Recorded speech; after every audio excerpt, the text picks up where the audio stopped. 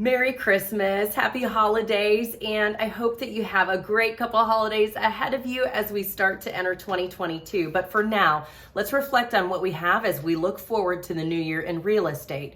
So in November, we saw a historic low in the amount of homes for sale. I mean, a number that we have never before seen in this country. Nationwide, we were down 18% in the amount of homes that were sold compared to last November 2020 to now this November 2021.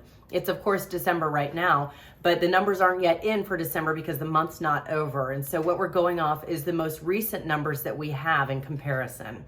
So looking more locally here in Williamson County, that number was even worse. We had a 24% decrease in the amount of homes for sale year over year compared to November 2020.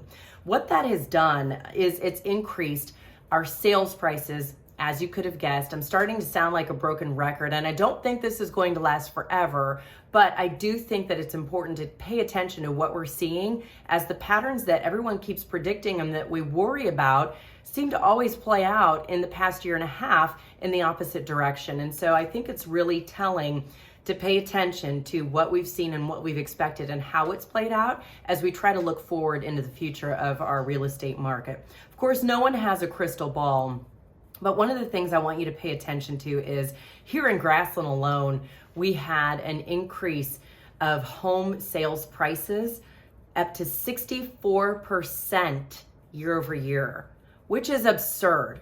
I mean, absolutely insane. Our average sales price here in Grassland is a little less than $1.2 million, which a year ago, let's see, this sales price that we were looking at a year ago was hovering around the 700,000 range. And so we're looking at almost a $500,000 increase in average sales prices just in this little pocket between Brentwood and Franklin in 12 months. Is that going to continue? I expect no. Of course, I don't have a crystal ball, but obviously we all know that this trajectory can't last forever. However, I am expecting that we're going to see a play in mortgage interest rates. As we know, we got some news last week that is going to continue to affect our mortgage interest rates. The Fed is making some moves that we could see translated into higher rates, which means lower buying power for a lot of buyers. That may decrease a little bit of buyer demand. We're also seeing inflation just taking a role in things. We're also really, our biggest issue is that, and what continues to put the upward pressure on pricing, is that sellers are not selling their homes at the rates that they used to back in 2019 and prior.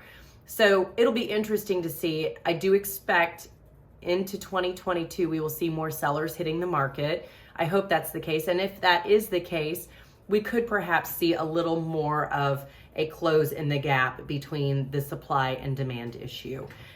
These are all things to keep an eye on. I do expect we're going to have a very active 2022. January alone is already shaping up to be very active in my business.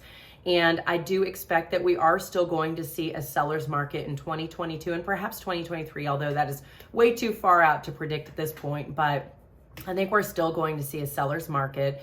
And I think really we're going to continue to see our home prices appreciate, not at the rate that they used to, but we are still going to see appreciation for the foreseeable future. Happy to talk real estate at any time. Reach out to me if you have any questions.